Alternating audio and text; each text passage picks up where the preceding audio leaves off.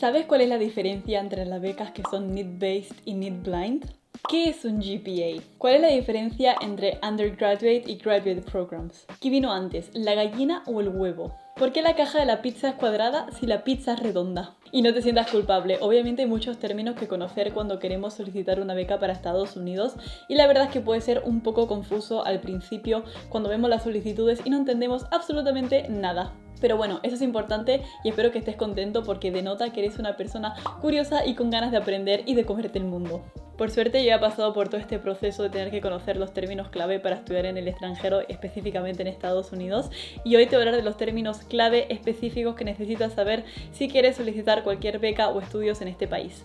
Si te encuentras perdido en el mar de información de becas y quieres ponerte a la acción, ya está disponible mi taller gratuito para conseguir becas, donde verás cómo estudiar en el extranjero puede ser más barato que estudiar en tu país, entenderás el sistema paso a paso para conseguir becas académicas aunque no seas un genio, y descubrirás qué busca el jurado de becas y cómo puede maximizar tus posibilidades de ser seleccionado. Ya se han inscrito más de 1000 estudiantes y hay plazas limitadas, así que apúntate ya en guadamolienda.com/taller de becas o desde el link que se encuentra en la descripción de este vídeo. Vamos a empezar con algunos nombres que seguro que has escuchado en alguna película. Y es que en Estados Unidos, dependiendo de qué año estés en la carrera universitaria, se te llama de una manera distinta. El primer año de tu carrera se llama Freshman Year. El segundo año de tu carrera se llama Sophomore Year. El tercer año es el Junior Year y el cuarto y último año es el Senior Year. Ahora te vas a dar cuenta cuando veas una serie en inglés con subtítulos en español y la persona diga, oh, when I was in my freshman year, this was so good. Y cuando lo traducen, dicen, cuando estaba en primer año de carrera. No traducen cuando estaba en el año freshman, porque aquí nadie entiende eso. Pero si vas a Estados Unidos, tienes que aprender esta terminología porque la usan siempre. Ahora hablemos de un concepto que vas a escuchar muchísimo cuando quieras solicitar cualquier carrera o estudio en Estados Unidos y es el GPA. GPA es el sistema de puntuación en Estados Unidos y se llama Grade Point Average. Normalmente en Estados Unidos la nota es muy importante para entrar a una universidad. Por ejemplo, para entrar a Harvard dicen que necesitas un GPA de 3.9 y para entrar a Stanford un GPA de 3.96. Pero ¿qué significa exactamente estos términos? En el sistema español de educación normalmente las notas van del 0 al 10, pero en el sistema estadounidense las notas van normalmente del 0 al 4. Y cuando tenemos que entrar a una universidad en Estados Unidos, lo que se hace normalmente es que se ve la nota media de tus últimos años de educación secundaria, que es normalmente cuarto de la ESO, primero bachillerato, segundo bachillerato.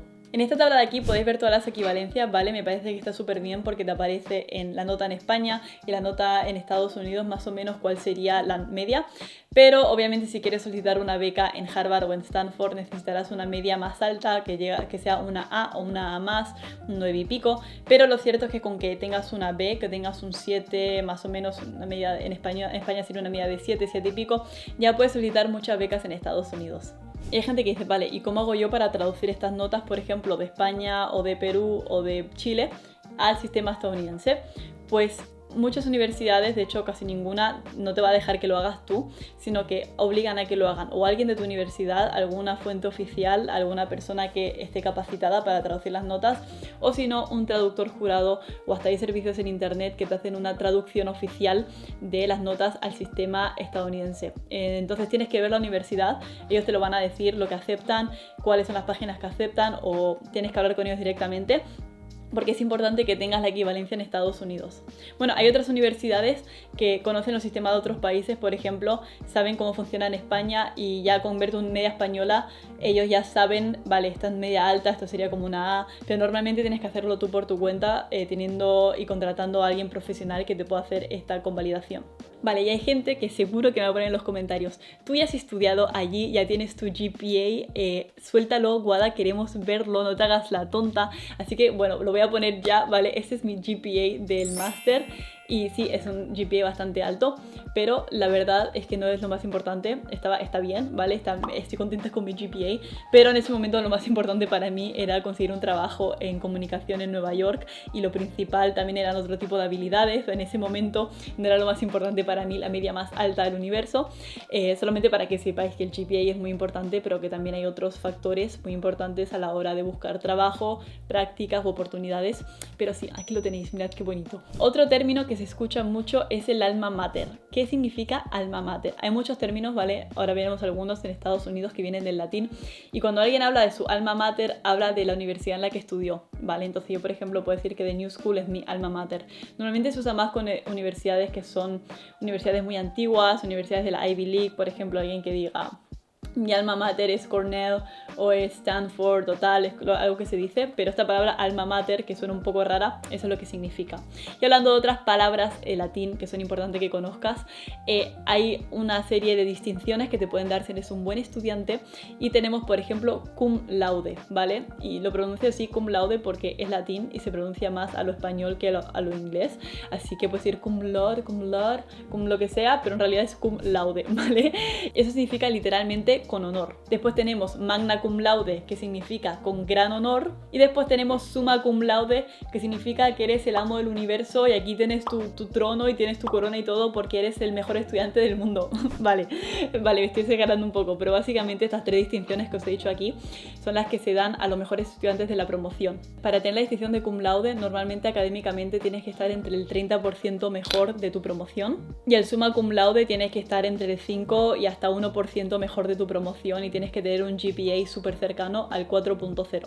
Y estas son distinciones que te dan, por ejemplo, tú terminas la carrera, ¿vale? De antropología, por ejemplo, y además terminas la carrera con summa cum laude, que es que además de tener tu carrera, tienes esta distinción de que has sido prácticamente la mejor persona de tu promoción en términos académicos. Y esto obviamente muchos trabajos sí que se tienen en cuenta y es algo que queda muy bien. ¿Ves? Ya vas entendiendo que te digo GPA de 4, ya sabes lo que significa, ya sabes más. Ya entiendes, ya no eres uno cualquiera, ya eres un experto en cómo estudiar en Estados Unidos. Por cierto, si eres nuevo en este canal, me encantaría que me dejaras el emoji de tu país, de dónde vienes, aquí en los comentarios. Y si lo veo, le voy a dar un corazoncito y obviamente no te olvides de suscribirte para muchas más oportunidades que no te quieres perder. Vamos a hablar de otro concepto, ¿vale? Que se habla mucho en Estados Unidos, que es la Greek Life, la vida griega. ¿Qué significa esto? Por Dios, qué término más raro. Básicamente, la Greek Life es la vida universitaria de muchísimas hermandades que se encuentran en Estados Unidos. Básicamente, si eres un hombre y quieres ir a estas instituciones, tienes que ir a una fraternity, y si eres una mujer, tienes que ir a una sorority, ¿vale? Pero básicamente lo mismo. Son este tipo de asociaciones estudiantiles que tienen estos símbolos de alfa, kappa, pi, tal, que puedes ver en las puertas y que normalmente viven en una casa. No siempre pasa que si formas parte de esta asociación tienes que vivir todos juntos, pero sí que es muy común que muchas de estas organizaciones estudiantiles vivan todos en la misma casa. Entonces, no es que solamente formes parte de esta asociación, sino que vives con esta gente, haces actividades con la gente de tu casa, actividades filantrópicas, formas parte de una comunidad y es hasta una institución. Tú formas parte de un grupo selecto de personas que viven en el mismo edificio, en la misma casa. Es como una especie, no diría de residencia universitaria porque es mucho más pequeña, pero sí que se forma como una especie de vínculo súper especial y sí que la gente que estuvo en la misma fraternidad, por ejemplo, años más tarde siempre se acuerdan de su grupo o vuelven a dar charlas a su fraternidad. También son las típicas, ¿vale? Cuando ves las películas que salen en una fiesta en una fraternidad, porque sí que tienen esta imagen de que hacen muchísimas fiestas, que tienen los típicos vasos estos rojos, ¿sabes? Que hacen todas las fiestas en sus casas y bueno, es como la típica imagen de la vida universitaria en Estados Unidos y esto sería lo que se llama la Greek Life. Si estáis pensando de dónde vienen estas organizaciones, al finales del siglo XIX se empezaron a hacer un montón de organizaciones para hablar de temas filosóficos, temas específicos de debates y la universidad le gustaba que los alumnos se juntaran para hablar de diferentes temas y fue cuando empezaron como a incentivar que se crearan este tipo de asociaciones. Y hoy en día, por ejemplo, la Casa de la Fraternidad pertenece a esa fraternidad, a esa institución, ¿vale? Que es la que se encarga de aceptar a las personas todos los años, de cuidar de toda la casa. Una casa de fraternidad puede tener entre 20 a 100 personas, eso es muchísima, pero lo normal es que tengan entre unos 30, 40 o hasta 50 personas viviendo, así que podéis imaginaros que es una gran casa si viven ahí o un par de casas que están juntas. Y de hecho está súper guay porque cuando yo estuve en Los Ángeles, fui a UCLA, que es una universidad que hay allí, y todos los edificios rodeando la universidad eran fraternidades y veías que tenían las letras en griego y la verdad me daba muchas ganas de asomarme a ver cómo era la vida griega, ¿cómo se llama? Otro término súper común que puedes escuchar es cuando te aceptan en una universidad y tú pides un deferral, ¿vale? ¿Qué significa deferral? Significa un aplazamiento. Le estás diciendo, vale, me has aceptado en esta universidad, pero me gustaría que me guardaras esta plaza para el año que viene porque este año no quiero entrar a la universidad, sino que quiero entrar en el año que viene. Esto, claro, es algo que yo no había escuchado mucho antes de estar en Estados Unidos, pero pienso que está bastante bien. Por si tú quieres hacer el trabajo ahora, entrar en una universidad, pero quieres tomarte un año en el medio para, por ejemplo, hacer proyectos sociales, voluntariado, sacar un proyecto adelante, lo que tú quieras, ¿vale? Como el gap year, que se llama, el año sabático. No lo aceptan todas las universidades y tienes que ir a la página web para ver qué universidad acepta este tipo de compromiso, pero sí es cierto que si te lo dejan pasar, si puedes hacer esto, tienes que darle un proyecto y un plan de por qué no quieres entrar este año y el año que viene. Obviamente tienes que hacer una buena carta en la que explicas los motivos porque ellos no quieren que simplemente no entres este año porque tienes ganas de no hacer nada en tu casa. Quieren que tengas un plan y quieren que ellos sepan cómo esto a ti te enriquece y este año extra va a hacer que vayas a la universidad con más ganas, con más proyectos, con puntos de vista diferentes. Así que para que sepas que esto existe y es algo que tú puedes pedir en muchas universidades si eres aceptado. Vale, esta diferencia que voy a poner aquí es algo que a mí me ha vuelto absolutamente loca, ¿vale? Que son las diferencias entre undergraduate y graduate programs. En España, cuando haces una carrera universitaria se llama grado universitario, que son 4 años normalmente.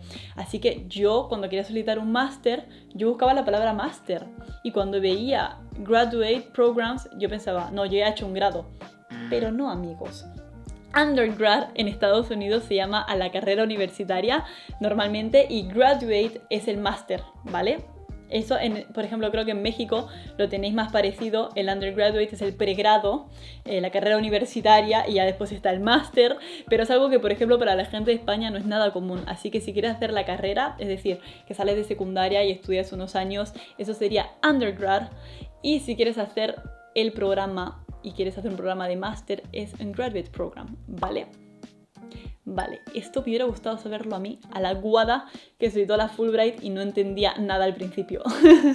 Deben tener en cuenta que cuando digo graduate no solamente incluye máster, sino también incluye a las personas que quieren hacer un doctorado y después que hay muchos estudios que tú no puedes hacer al salir de secundaria. Por ejemplo, tú no puedes estudiar abogacía o medicina solamente a salir de secundaria. No puedes hacer un undergrad de eso se hace en graduate, ¿vale? Se hace en una escuela de graduate. Entonces, por ejemplo, medicina, tienes que hacer unos años específicos de biología, etcétera, y luego ya vas a un graduate school para especializarte en medicina. Pasa lo mismo con derecho. No me voy a meter ahora en estas pequeñas cosas específicas, pero sí que estoy haciendo un vídeo para que entiendas cómo estudiar medicina de principio a fin en Estados Unidos y te lo dejo aquí arriba cuando esté disponible. Otra diferencia que tienes que conocer, que es la diferencia entre major y minor.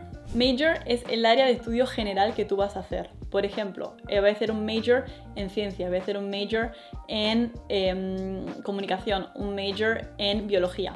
Y minor es la especialidad que tú quieres hacer, ¿vale? El major es, por ejemplo, que quiero estudiar ciencias y después el minor es que quiero hacer ingeniería aeronáutica, por ejemplo. Es algo mucho más especializado. Para hacer tu major y tu minor, ¿vale? Tienes que hacer unas asignaturas específicas. Por ejemplo, si yo quiero hacer un major en comunicación, a lo mejor me dicen, vale, pues tienes que hacer teoría de la comunicación, fundamentos básicos de periodismo y redes sociales, por ejemplo. Y con eso ya te dan el título de major. Para minor, quieres hacer específicamente, yo qué sé, ser youtuber, ¿vale? Me estoy inventando. Pues tienes que hacer un minor de cómo ponerte en cámara, otra asignatura de cómo hacer guiones, otro de cómo hacer un setup, ¿vale? Y con eso ya tienes tu minor. Entonces tienes que hacer unas asignaturas específicas para conseguir los diferentes títulos. Pero esto está genial porque de repente te da mucha flexibilidad y tú puedes entrar a un programa, a una carrera, y empezar a coger asignaturas. Por ejemplo, vale, pues me gustaría hacer un major en literatura y para eso un major te hacen hacer literatura francesa, literatura inglesa, fundamentos básicos de la literatura, y lo vas haciendo y de repente te das cuenta que te interesa mucho la antropología. Y dices, pues quiero hacer un minor en antropología y tienes que coger una que se llame antropología básica o no sé qué, no sé cuánto, y tú te vas creando como tu propia especialización, cogiendo los temas más generales que te interesan con los temas más específicos, y te haces una carrera que es mucho más flexible, ¿vale? No es como que te metes y tienes que hacer una carrera toda sí o sí y no te puedes cambiar, sino que es algo mucho más flexible y eligiendo las asignaturas te vas creando tu título universitario, que creo que es algo bastante interesante. Yo, por ejemplo, cuando empecé mi máster en Media Studies, tenía que hacer asignaturas básicas de comunicación y eso, pero luego podría coger unas asignaturas específicas para especializarme en hacer documentales, otras específicas para especializarme en cualquier otra cosa, ¿vale? Yo, por ejemplo, hice unas asignaturas de empresariales y de negocios y me saqué un certificado que es como un minor en máster de gestión de negocios, que era una cosa que a mí me interesaba. Así que pude coger una rama general que me interesaba y una especialidad que me gustaba mucho haciendo asignaturas diferentes y haciendo mi programa. Pero a lo mejor otra persona que empezaba mi mismo máster hacía mis asignaturas generales y después las específicas las hacía de documentales y tenemos 2 carreras y 2 programas totalmente diferentes, aunque hayamos estudiado supuestamente lo mismo. Vale, y ahora vamos a hablar de una que es un poco confusa, pero espero que tengáis paciencia y me intentéis entender porque creo que es bastante importante. Y son las diferencias entre las becas NEET-Blind y NEET-Aware. Vamos a ver cuál es la diferencia. Las becas NEET-Blind son cuando una universidad no tiene en cuenta si te puedes permitir estudiar en esa universidad para aceptarte o no. Es decir, que no miran tus ingresos, no miran si eres pobre o rico para aceptarte, no lo tienen en cuenta. Entonces, una persona diría, bueno, esto es genial porque si yo soy una persona de ingresos bajos y solicito, por ejemplo, me lo invento, Harvard, no va a tener en cuenta que soy pobre y me van a aceptar, entonces puedo estudiar en Harvard. Sí y a la vez no, porque es un arma de doble filo. ¿Qué quiero decir con esto? El problema que tiene este proceso de admisión de NEET-Blind es que muchas veces lo que puede pasar es que te acepta una universidad que te encanta y de repente tú no tienes mucho dinero y te das cuenta de que te han aceptado y que está todo genial, pero tienes que pagar una matrícula de $50.000, que es un dinero que no tienes. Entonces, al final te frustra muchísimo porque estás siendo aceptado, ellos no han mirado que tú eres una persona con pocos recursos, pero tú no te puedes endeudar para poder pagarte esa carrera universitaria. Entonces, como podéis ver, no es tan bueno a veces que la universidad en cuestión no tenga en cuenta si eres una persona con muchos o pocos recursos. Y eso nos lleva a NEET-Aware. ¿Cuál es la diferencia de NEET-Aware? NEET-Aware sí que tienen en cuenta tus recursos, tienen en cuenta si eres una persona que te puedes pagar la carrera o no te la puedes pagar, o necesitas ayuda o no necesitas ayuda. Y eso puede ser positivo, porque estas universidades garantizan que si te aceptan, aunque tengas pocos recursos, te van a ayudar a pagar la carrera. Es decir, si eres una persona con pocos recursos, solicitas y eres aceptado, en la carta de aceptación ellos ya sabían que no te lo podías permitir y te van a dar una beca que te quitan un 40% o un 90% de la matrícula para que te salga más barato, ¿vale? Y ellos lo saben, ellos saben que tú necesitas ese dinero y solamente te van a aceptar si tienen dinero disponible para ayudarte a pagarte los estudios, ¿vale? Solamente te aceptan de esa manera. Si ellos ven que ya no hay fondos, que no te pueden ayudar, que no te pueden dar nada de dinero y que tú no te lo puedes permitir, te van a rechazar. En mi opinión es mucho mejor porque entonces no te aceptan, ¿vale? Teniendo en cuenta de que eres una persona que no te lo puede pagar y que te tienes que endeudar para estudiar en esta carrera. Entonces, lo que hacen en este tipo de universidades es una especie de mezcla. Aceptan a estudiantes con bastante dinero que se pueden pagar la matrícula entera y a lo mejor eso lo tienen en cuenta, ¿vale? Y a lo mejor tienen un currículum un poco peor que el resto, pero al aceptar a estas personas que se pueden pagar la matrícula completa, tienen dinero para pagarle la matrícula a personas con escasos recursos. Entonces, es un poco discriminatorio en el sentido de que a lo mejor una persona con más dinero la aceptan porque se lo puede permitir, aunque tenga los requisitos, ¿vale? Pero también significa que tienen ayuda para que te puedan aceptar a ti aunque tengas poco dinero. Por eso pienso que es mucho mejor que NEET-Blind, que no tienen en cuenta el dinero que tienes tú, te aceptan y no te lo puedes permitir y te pegas una frustración. Espero que me hayáis entendido. Si me has entendido, déjame en los comentarios. Creo que me he explicado con bastante claridad, pero sé que es un término un poco complicado y sé que es importante que lo entendáis porque hay muchas personas que me siguen que yo sé que no se pueden permitir pagar $150.000 en estudiar un máster. Yo tampoco podría, ni la carrera. Y quiero que entendáis, ¿vale?, la diferencia entre NEET-Blind y NEET-Aware porque es muy importante.